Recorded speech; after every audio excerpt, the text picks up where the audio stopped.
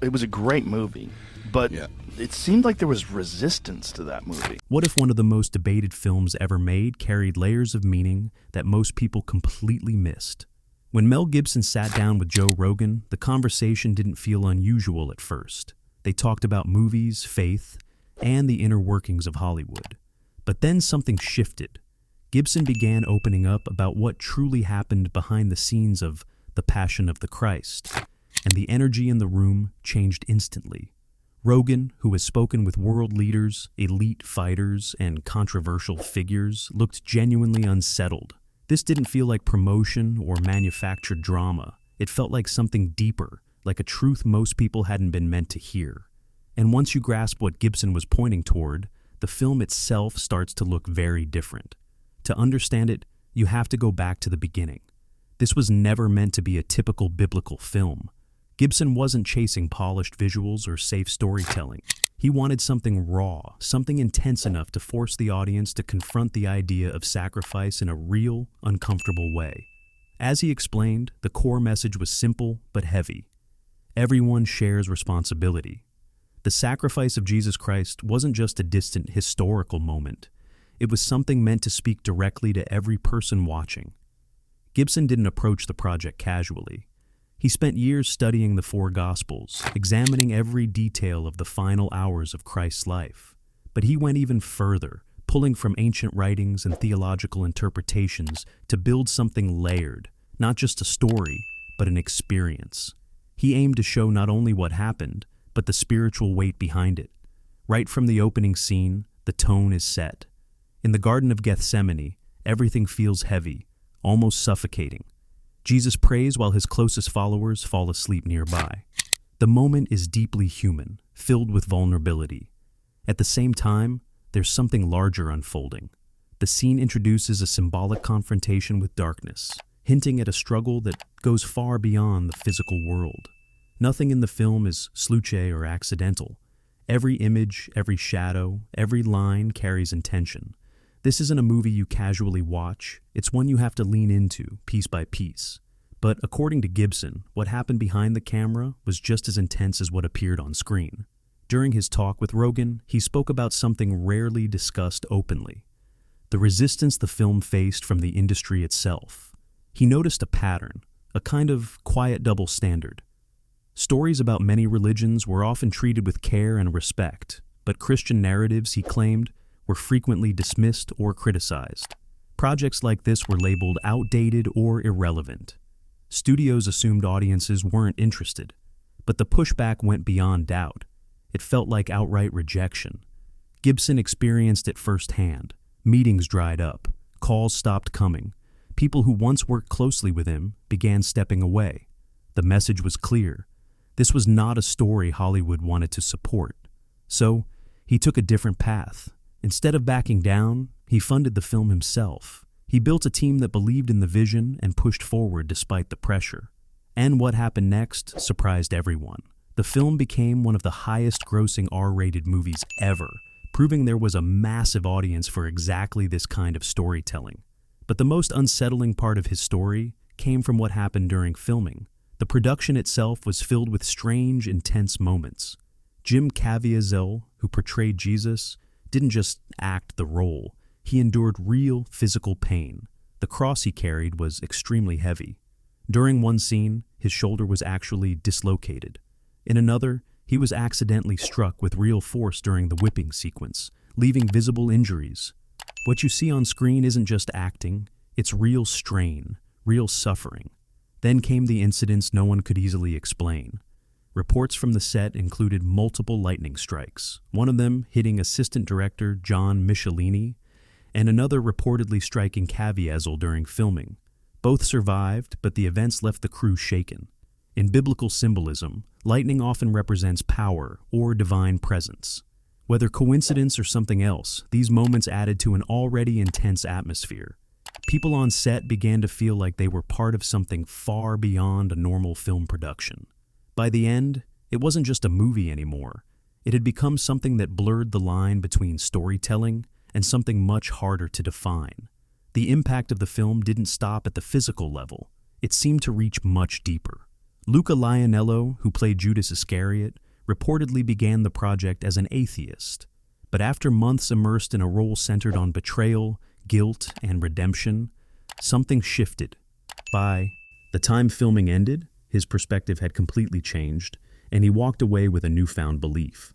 At the same time, Maya Morgenstern, who portrayed Mary, was quietly going through her own personal reality.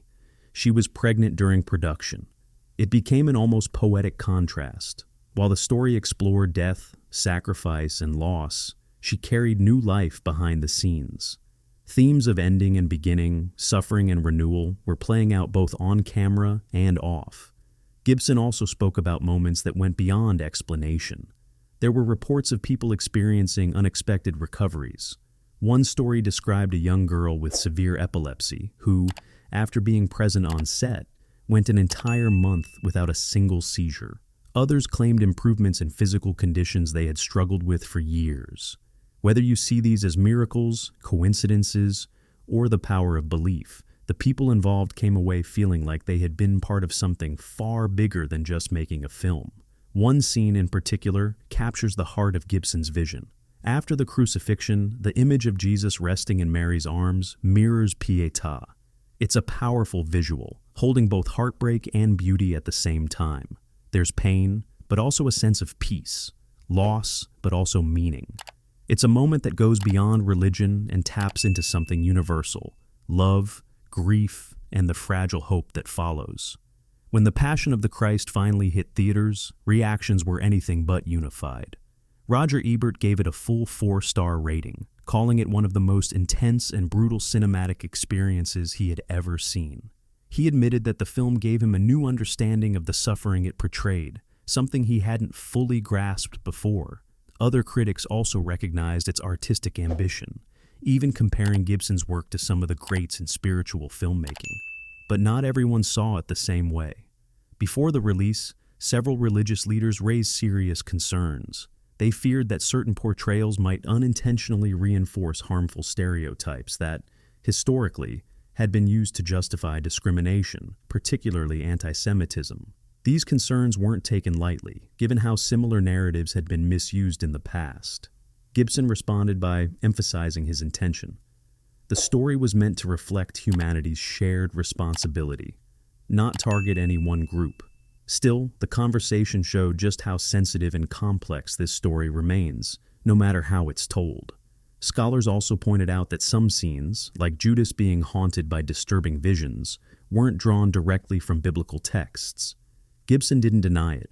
He made it clear that these moments were creative choices, meant to express deeper spiritual ideas through symbolism and cinematic storytelling. In the end, the film walked a fine line, part historical portrayal, part spiritual interpretation, and audiences reacted accordingly. Some viewers found it deeply moving, even life-changing. Others felt uncomfortable or critical of certain elements. But one thing was certain: almost no one left indifferent. In fact, the controversy only made it bigger. People who normally wouldn't watch a religious film suddenly felt compelled to see it for themselves. Churches organized group screenings. Discussions and debates spread across media platforms. The film became impossible to ignore. But for Gibson, this story isn't finished. During his conversation with Joe Rogan, he revealed that he's been working for years with writer Randall Wallace on a new project, something even more ambitious. This time, the focus is on the resurrection, but not in a traditional way. Instead of a straightforward narrative, Gibson envisions something much larger, a story that stretches across time itself, from the fall of angels all the way to the end of the apostolic era. It's not just a sequel, it's an expansion into territory mainstream cinema rarely touches. His goal is to connect that single moment, the resurrection, to a much bigger cosmic story of good and evil. To do that, he's diving deep into theology, history, and ancient writings, trying to create a film that challenges how people see these familiar events. For Gibson, the Gospels aren't myths, they're historical accounts, backed, in his view, by the unwavering conviction of those who witnessed them. He raised a question during the interview that stuck with Rogan. Why would people willingly die for something they knew wasn't true? That question, he believes, points towards something beyond ordinary explanation. Of course, the resurrection itself remains one of the hardest ideas for many to accept. The concept of someone dying, being buried, and then returning to life goes against everything we understand about the natural world. Gibson admitted that he once accepted these beliefs simply because others did, but over time, he began searching for his own answers. And that personal journey now shapes his work. He's not trying to create films just for believers or skeptics. He wants both sides to engage, to question, to reflect, and to confront bigger ideas about life, death, and what might come after. So, what exactly shook Rogan during that conversation? It wasn't one shocking claim. It was the full picture. The reality that making The Passion of the Christ meant standing almost entirely alone against an industry that didn't want it made. The stories of strange, unexplained events during production. The idea that art created with genuine belief can impact people in ways typical entertainment rarely does. And the deeper truth that faith for some comes with real cost, that telling certain stories means risking everything, and that some messages feel too important to stay hidden. That's what cut through. In a world often driven by trends and appearances, this felt different. It reminded people that authenticity still exists, that not all art is created for profit. That conviction can still drive people to take risks, and sometimes to create something unforgettable. Gibson's path reflects something you don't see often anymore, a refusal to compromise, a decision to tell a story exactly the way he believed it should be told, regardless of the consequences. And that's why the film continues to resonate, because it doesn't offer comfort or easy answers. It pushes viewers to confront difficult ideas about suffering, sacrifice, and redemption, about human nature and purpose, the kind of questions most films don't even try to ask. Even decades after its release, The Passion of the Christ continues to divide audiences. For some, it stands as a powerful masterpiece of spiritual storytelling. For others, it raises serious concerns and feels deeply troubling. And, honestly, both sides have a point. The most impactful art tends to spark strong emotions because it reaches into something deeper, something that's hard to ignore or neatly define. That's exactly what made the conversation between Mel Gibson and Joe Rogan so different from the usual celebrity interview. It wasn't surface level, it went deeper. It revealed that behind every controversial creation, there's a personal journey. One filled with risk, sacrifice, and a relentless belief in the vision. It reminded us that not everything can be explained through logic alone, that some experiences sit outside the boundaries of what we can easily understand. And maybe most importantly, it showed that real honesty, even from figures who are often seen as tough or polarizing, can still connect with people in a meaningful way. It can shift perspectives. It can open minds. That's the part most people overlooked about this film. It wasn't just another movie. It was one man putting everything on the line to tell a story many didn't want told. And against all odds, it reached millions. What once felt hidden isn't really hidden anymore. It's there, waiting, for anyone willing to pay attention, to think a little deeper, and to let stories like this actually impact them. Because the stories that stay with us are the ones that demand something real, the ones that leave a mark, the ones that change how we see everything. And maybe that's why the impact of The Passion of the Christ hasn't faded with time. It's only grown more complex.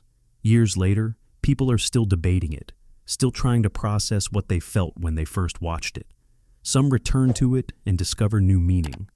Others revisit it and feel the same discomfort all over again. That's the mark of something that goes beyond entertainment. It stays with you, whether you want it to or not. When Mel Gibson spoke with Joe Rogan, what stood out wasn't just the stories or the controversy, it was the conviction behind it all. You could sense that this wasn't just a project for him. It was something personal, something that demanded to be made no matter the cost. And that's rare. In an industry often driven by trends, numbers, and safe decisions, this was the opposite. It was risky, uncomfortable, and completely uncompromising. It challenged audiences instead of trying to please them. It asked difficult questions instead of offering easy answers. And maybe that's the deeper takeaway. Gibson's journey, as revealed in that conversation, is a reminder that sometimes the most meaningful work comes from a place of struggle, from standing alone, from choosing to move forward even when everything around you is pushing back. And whether you agree with him or not, that level of commitment is hard to ignore, because in the end, it's not just about one film. It's about the idea that stories still have the power to shake people, to spark conversations, and to leave a lasting imprint on how we see the world. And maybe that's the real reason this one still matters.